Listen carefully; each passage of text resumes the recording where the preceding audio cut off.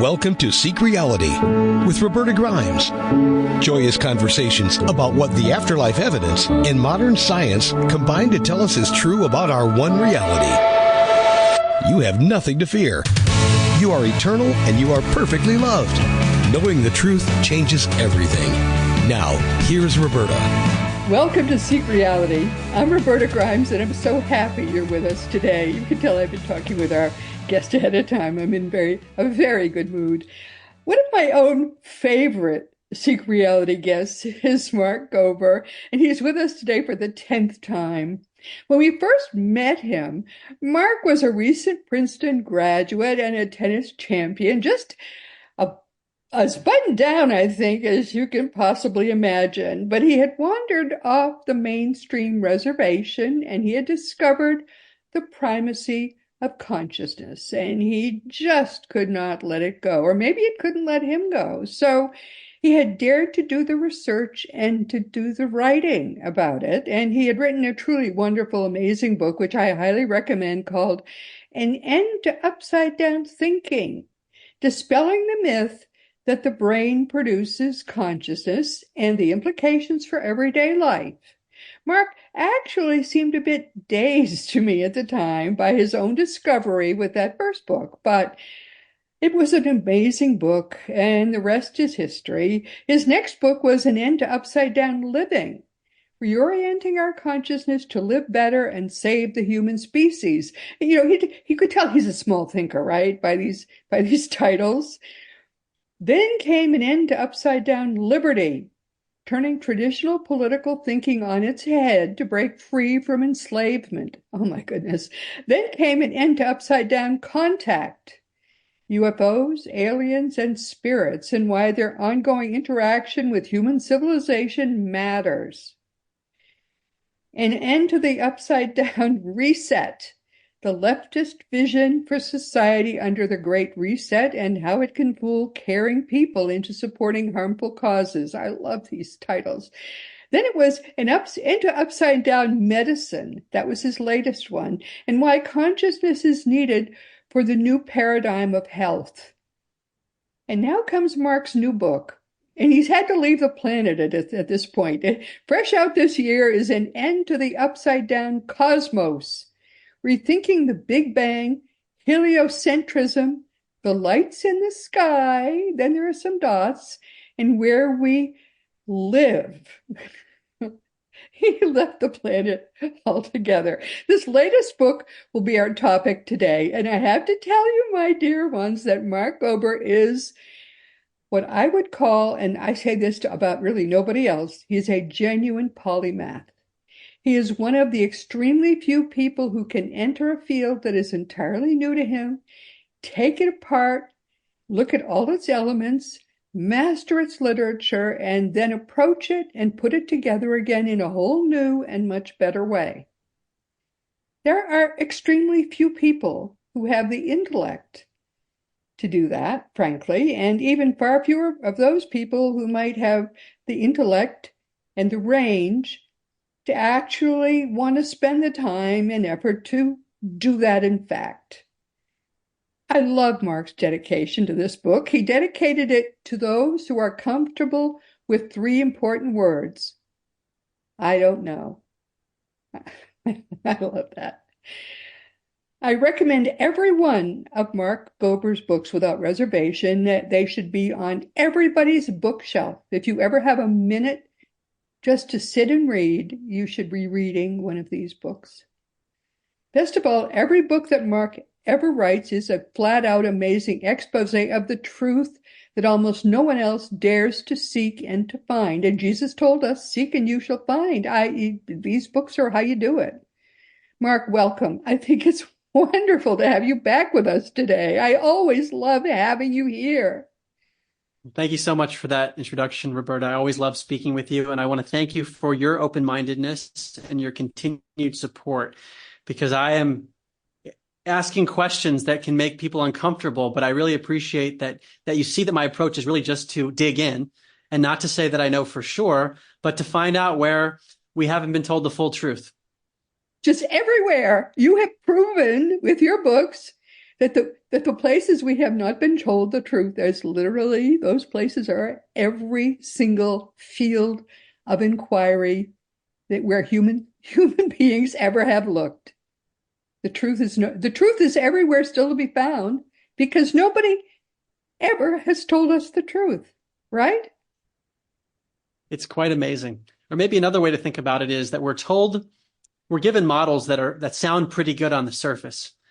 And there might be a few things that don't quite fit into the model, but that's okay because they're just anomalies.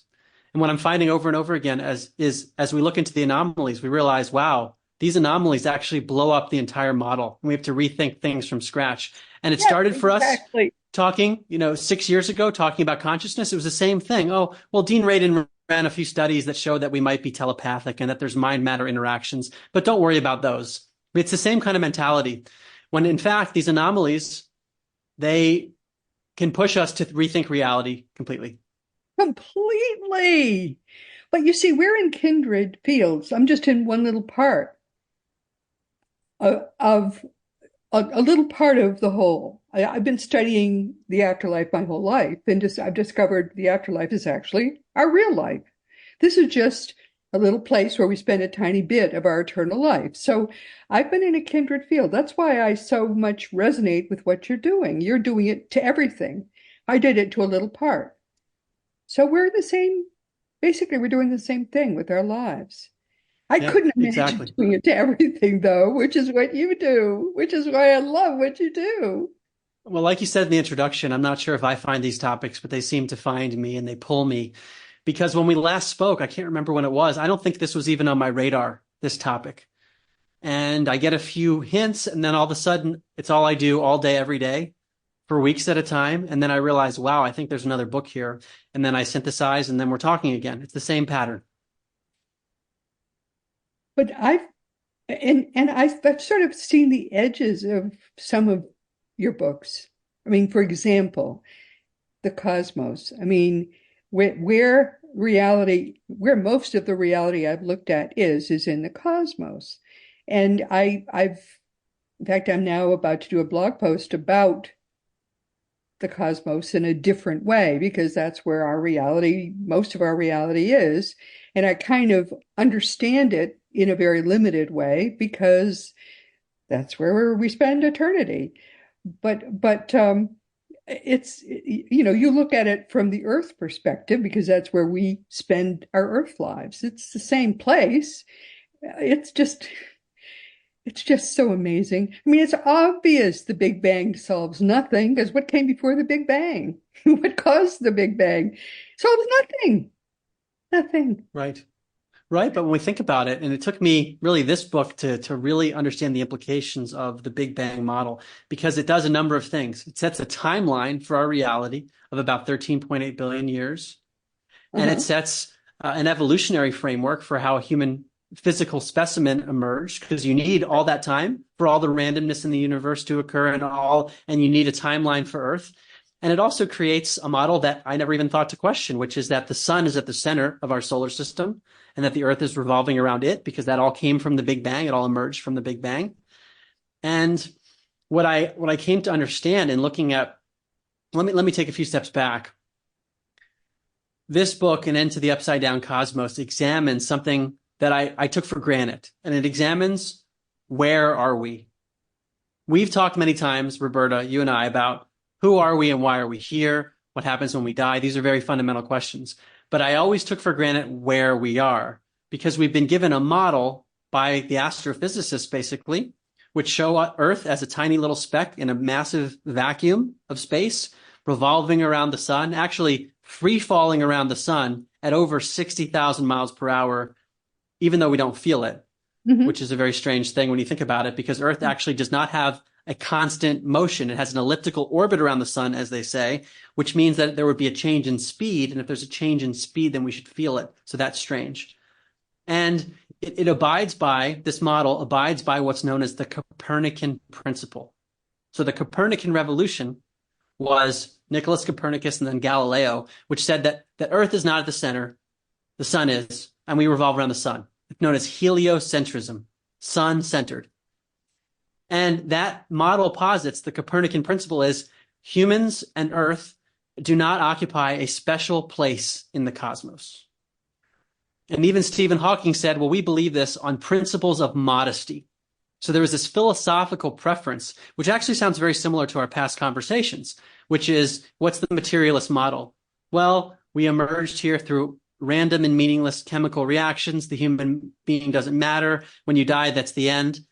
What I'm now talking about is the cosmological version of it. Oh, you're just on a little speck in a nondescript solar system revolving around the sun, and you're not that important. You're just one emergence in this massive universe.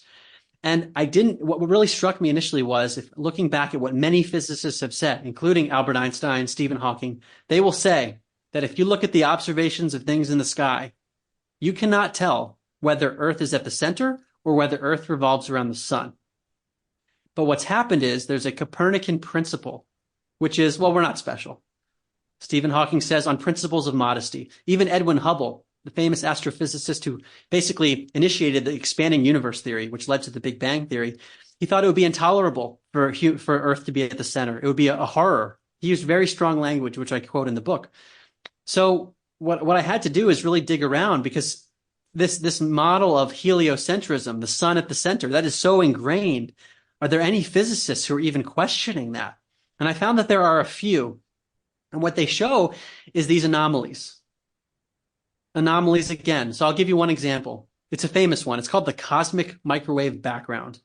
And this is something that won a Nobel Prize in astrophysics. And I remember when I was at Princeton as an undergraduate, Roberta, I don't know if we talked about this, I thought about changing my major from economics to astrophysics because I wanted to understand this stuff. And I remember learning in one of the astrophysics classes I took about the cosmic microwave background. I didn't ultimately change my major to it, but I learned a little bit about it.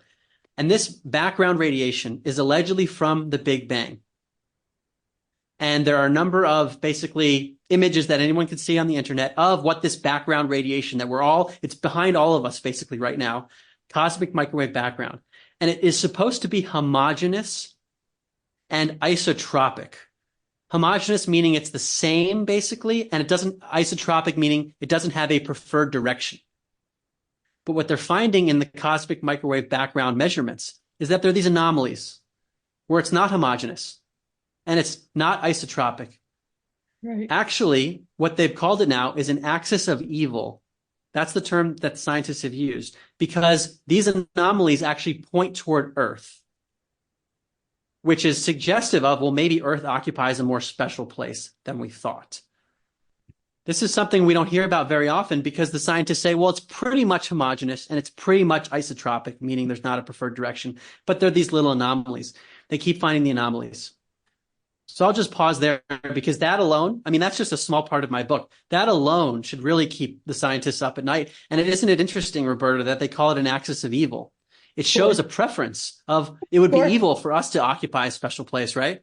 Yes. Yes. That has me grinning. Yeah. Isn't it funny? Oh my word. So many things. That's one of the things I love about your books. They all point to such a bias in science, in all these sort of human-made views of reality, sort of away from the notion that there could be a God, that there could be anything special about humanity. And really, I think that bias is what's evil. It really is. It really is. And what seems to happen, Roberta, we see this over and over again, is that because there's an entrenched belief system, which comes from the materialist view of consciousness, I think, ultimately, that's the foundation of all this.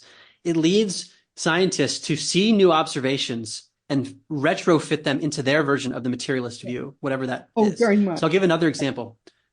One is there's a particle, it's hypothetical, it's called an inflaton, that's supposed to be related to inflation at the Big Bang. Why? Because this would be needed in order to preserve the whole model of the Big Bang and heliocentrism and everything else.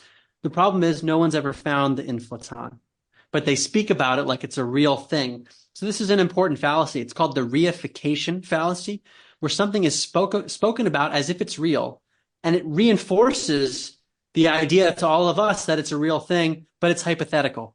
I'll give you another example that's to me critical, and I start my book with this: dark matter and dark energy. That's the one which really, nearly everything that exists is just dark matter and dark energy. And they can't tell you what it is even now. Right. So what I hadn't looked into until this book is that, let me take a few steps back in case your audience isn't familiar with this.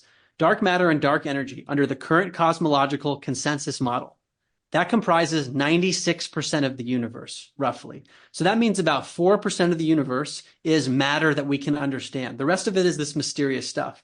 The problem is, just like the inflaton, these things have never been discovered. Neil deGrasse Tyson calls dark matter, for example, one of the biggest mysteries remaining in science. I'm paraphrasing him. But here's how dark matter was allegedly discovered. And the word discover is a euphemism. In 1933. Made up would be a better way. Well, you're ahead of me. You're made up. And they say discovered. Well, it was perhaps made up. So Fritz Zwicky in 1933, he was studying the Coma cluster of galaxies. And what he found is that they were moving much more quickly than would have been expected based on Einstein's relativity theory, which is basically the revised version of Newton's gravity, which these are very important theories for all of physics. And all of a sudden, there was an observation in 1933 that didn't match it. But it wasn't just that a little bit off. So according to the fundamental principles of physics, right. There should have been 400 times as much matter present, meaning that the observable matter in these clusters was less than 1% of what they would have expected. So what did they say? They didn't say that something's wrong with Einstein's theory or that Newton's gravity is wrong. They said, no, we discovered dark matter because dark matter must be there because relativity and gravity must be correct. God, anyone? Oh no, oh no, oh no, oh no, couldn't be a God. No. Okay. And then what happens? So we have a mainstream astrophysicist named Pavel Krupa in Germany at the University of Bonn.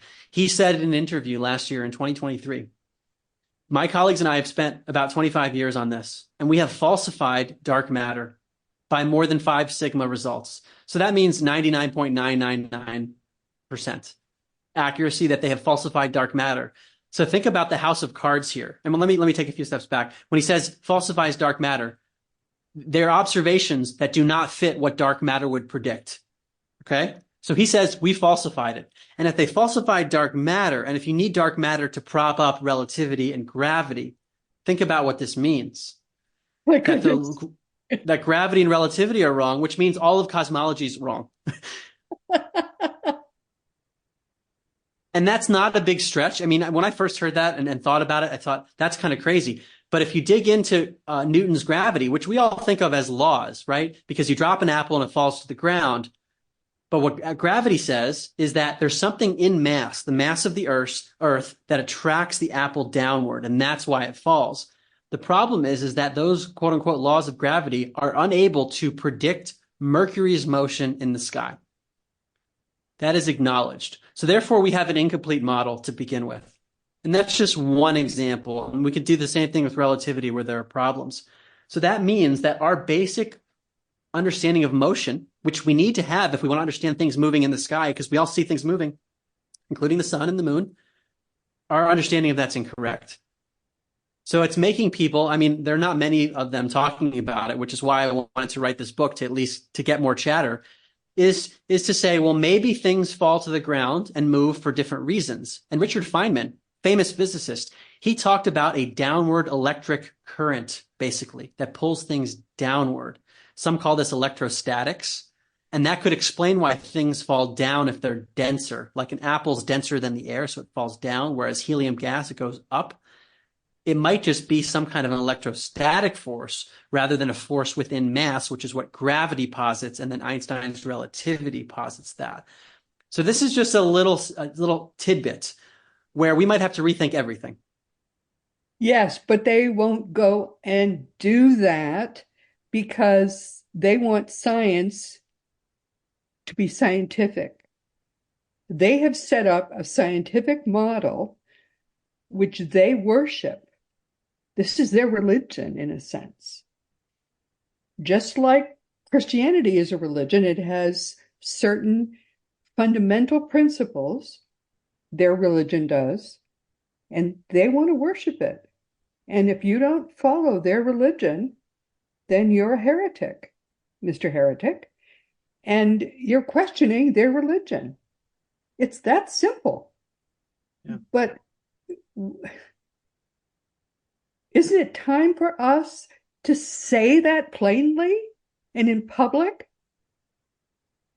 Because the fact that it is only a religion and nothing about it is actually true, because it doesn't hold together as a truth, as a fundamental truth, can bite us in the butt pretty seriously one day when we least can fight the result of whatever that is going to be. And it could be something huge. That's what bothers me about all of this. I mean, we laugh about it because it's so stupid, but the result of this could be very serious. We're living in what might be a very dangerous universe, maybe. Yeah. Well, we're being taught a model of reality and of the cosmos that is objectively incorrect. The two of us can sit here and show anomaly after anomaly that don't fit the model. And we can laugh at them because they are so stupid, but it's being inflicted on us by people who are just trying to make a buck and live their lives and put their kids through college and live off their lies to us about what they say is true, when it's not only not true at all. I mean, dark matter and dark energy, which they tell us are true, are something they made up. They're a fudge factor, which is 96% of what they tell us is real, and actually they understand only 4% of reality. 4%. How much is 4%? I want to read a quote to you, Roberta, because this is very important. Pavel Krupa, who has falsified dark matter, he was asked in the interview that he did in 2023, wait a second, so dark matter was falsified? How could it be that people are still clinging on to this? And his answer was as follows. He says, it has no rational basis. It's probably related to sociological pressures in the community. It's tribal thinking that pulls a lot of young people into an established way of thinking, because that's where they can have a career. That's where the funding is. That's where the leaders in the field are famous. They get prizes, and that's a self-strengthening system in a scientific establishment which relies on competition for funding. That's the whole fallacy of the situation. Isn't that profound? That is the exact truth. Science is based on this gigantic lie. And he has nailed it. I've known this for 20 years. Why don't these people admit the lie? Well, what I think might be happening is we have compartmentalization.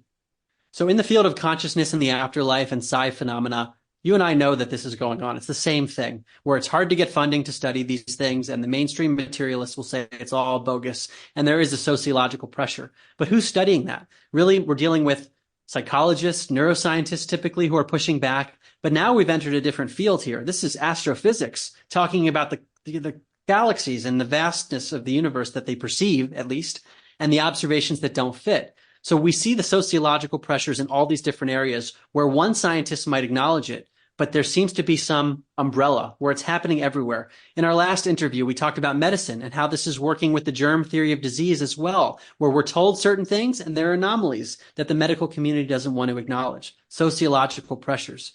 And it happens in these discrete areas, but when you put it all together, we're left with a view of reality that's just incorrect. It isn't just incorrect, though.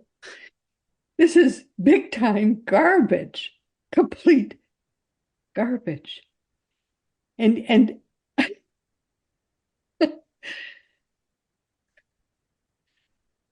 and to know it and not to proclaim the lie is to, I just think it's irresponsible to the nth degree. Everybody who is, We either proclaim it or we are complicit in it. There's nothing in between. Yeah. Yeah, and the implications here are, let me bring it to something practical, which is technology and energy. Because a lot of this stuff it sounds like it's cosmological, it actually gets to the fundamentals of physics. And when we start to question that, we realize, wait, maybe there are energy sources that we're not tapping into because our physics has led us astray. And where I want to go with this is the ether, which is known as the fifth element. Throughout history, people talked about the ether, and it was allegedly disproven in the late 1800s with some studies, the most famous of which is the Michelson-Morley study of 1887. The problem is scientists decided to interpret that study a certain way, such that the ether was taken out of physics.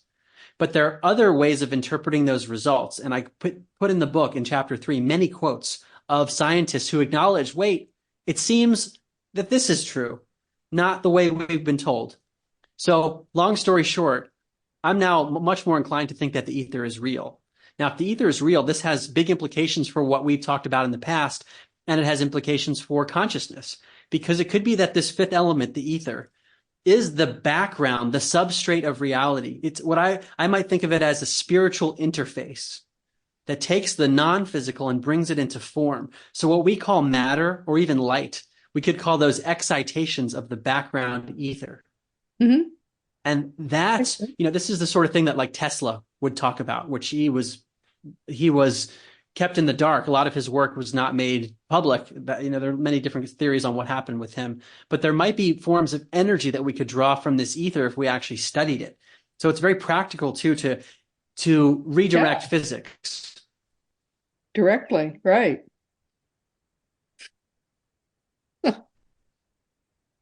Maybe the ancients had it right. They talked about the five elements. And ether was a big part of it. So the more I learn, the more I think, wow, I think we've actually de-evolved.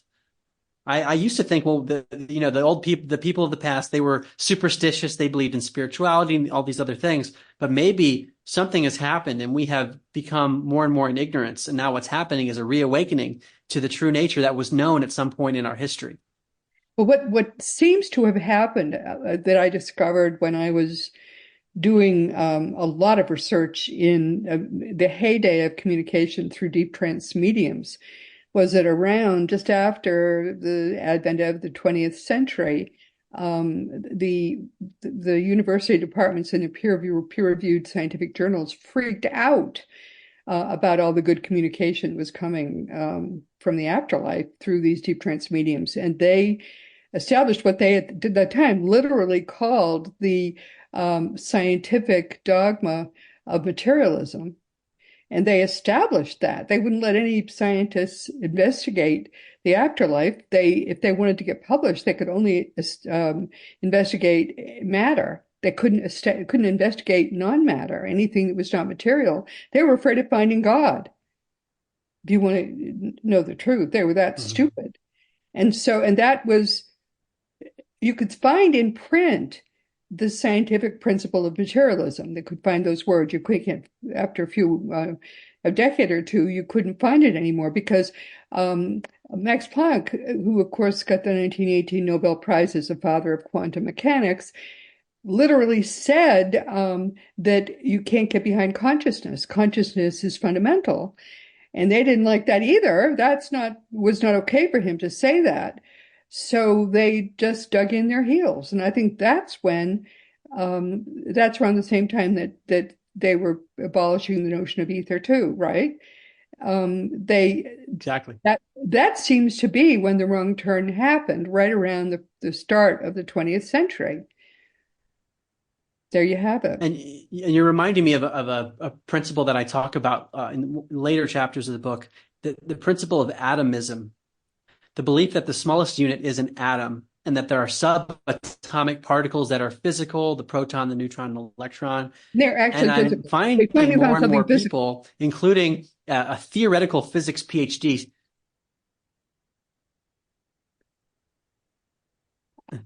So the thing is, if you look at an atom, anything that small, and you get inside that, you also find that's not material either, right? I mean, there's nothing that's material.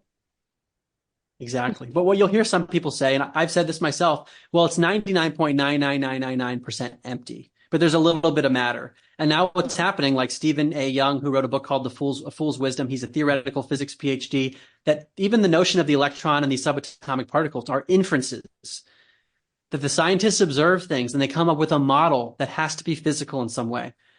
But if we go to Max Planck's quote, you can't get behind consciousness. And that's what all the consciousness science is pointing towards. The notion of an atom itself is problematic. And then that has a ripple effect, because if we don't really have mass, we just have the interpretation of mass. Think about what that means for physics, which is based on physical. There is no, if you get a camera tiny enough to get inside an atom, there's nothing for it to photograph. The tiniest possible bit of matter is an atom, which is just a vortex of energy. That's just the way it is. Right. It's like Rupert Spira says, a modulation of consciousness might be another way to put it. That we see these emergences, we call it matter, we call it energy, but really it's the field or the ether that is interfacing with consciousness to show us things. And that just fundamentally changes how we think about everything. And mainstream science is not doing that, whether it's in the field of neuroscience, medicine, cosmology. So what can we do? It's still trying not to find God, but the joke is on them, because everything that happens is inside God. The big joke is consciousness actually is the creative force. There is no guy with a beard. Right. That's the way. Right. It's an immaterial. The joke is on them, and it's also on the religionists. Everybody. We're living inside God right now. Right. But we've been redirected. We've been misdirected to believe things that the experts tell us are true.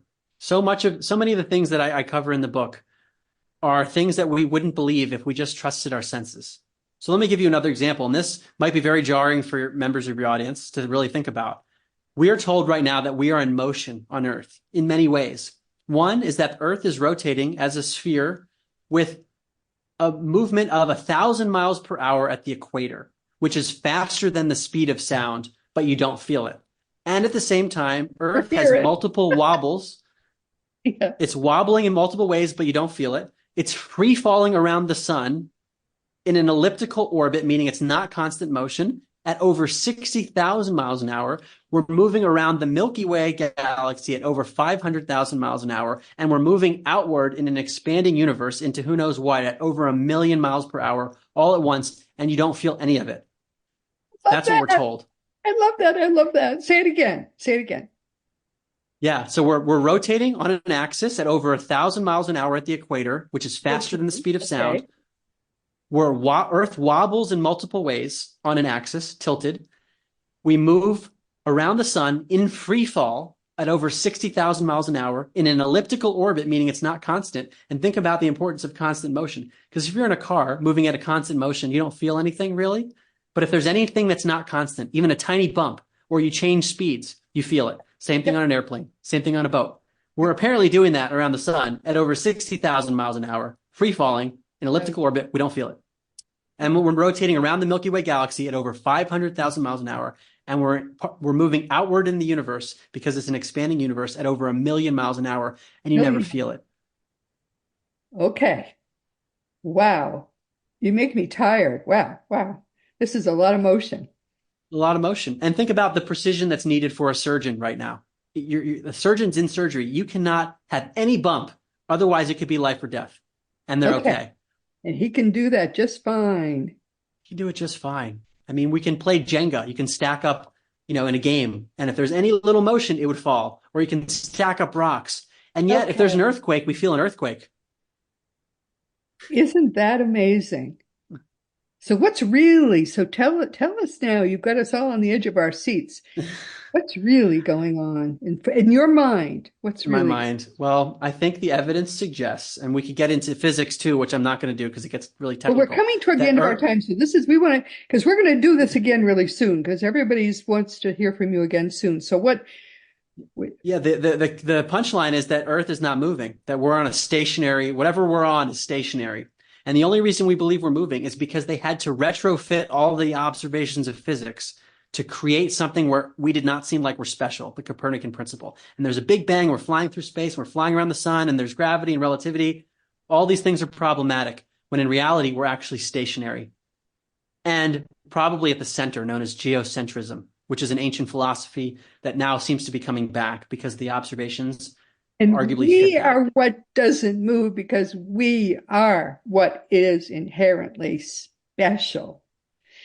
That's the big punchline of our conversation.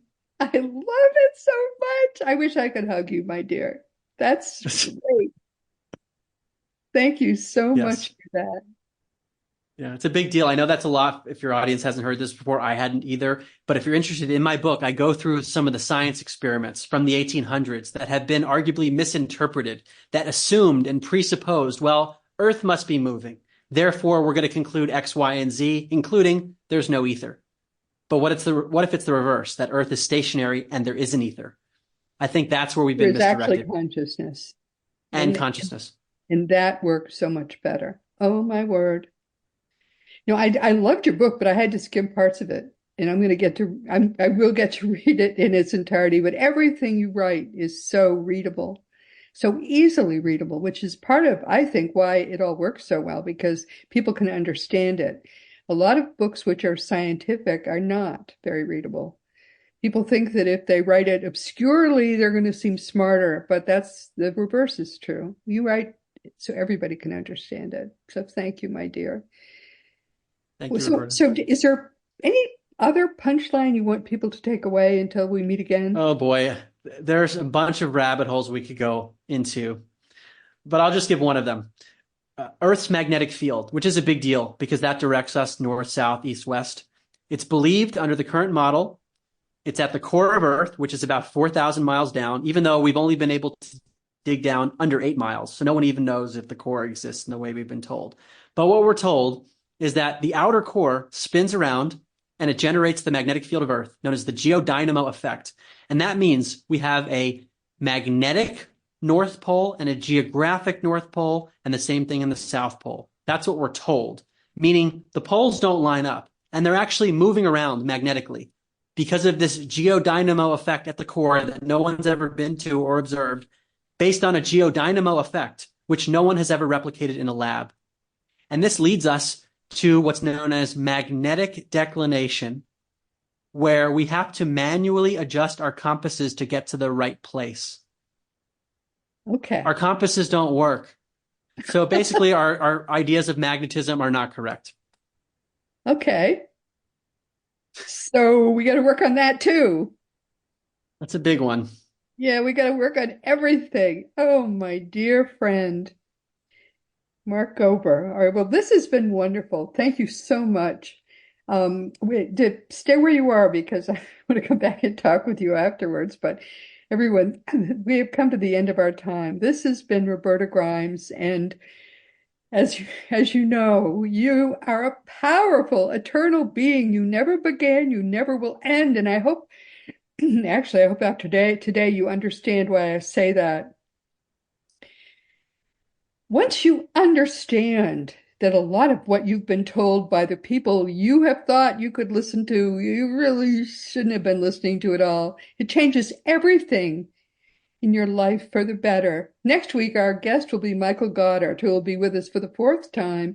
Michael is the acclaimed author of several deeply spiritual books, which have won him many awards. And they include A New Now, one of them, Your Guide to Mastering Wisdom Daily. He won 9 book awards with that. And In Search of Lost Lives, Desires, Sanskaras, and the Evolution of a Mind and Soul. And that won the American Best Book Award and a few other awards as well. We're going to be talking with him next week primarily about his new book, which is called The Contentment Dividend, Meditations for Realizing Your True Self. So please be sure to join us next week. I think you're really going to enjoy this. And this week we've been talking with our wonderful friend, Mark Gober, who has been with us for the 10th time, but not the last. I can remember first discovering Mark, and he was, as I say, just this young, preppy tennis player, and he had discovered consciousness as the foundation of everything, but Unlike most people, he couldn't let it lie there. It blew up his life, and I think it's blown up many other people's lives as well. He is a true polymath.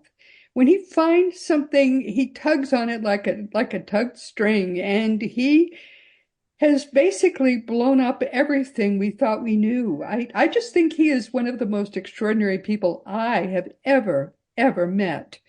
I hope, I think I know, Mark is a young man still. He's going to be discovered for the genius he really is. And we're going to help that happen if we possibly can. Every one of his books is something, and I'm going to put all his books into the material for this interview. Every one of his books is something everybody should read. I can recommend them all about really with no reservation at all, because they're easy to understand. And they're going to, not only they're going to rock everything you thought you knew, but I think they're going to help you see how you can put it back together, and you can feel that you've really learned something that you can use in your own life. And as you know, our great friend Craig Hogan is the president and guru of Seek Reality Online. And that's your one-stop resource for all things afterlife. Since your life really is eternal, it's time for you to start learning what you're going to need in the next life and get a head start on that. And of course, teachingsbyjesus.com is your best resource for all the beautiful divine truths that are brought to us in perfect love by the greatest teacher of them all, Master Jesus. He didn't create the Christianity we have now, and you're going to be relieved to hear that. So it's time to start to learn as that Christianity finally dies. It's time to learn what really is Jesus's eternal teachings, so that you can start to build your own best life. And if you want to talk about any of my books, or if you just want to really learn about anything at all, you can always contact me through the green contact block on robertagrimes.com. Just be sure to give me your correct email address. And all of the more than 550 past episodes of the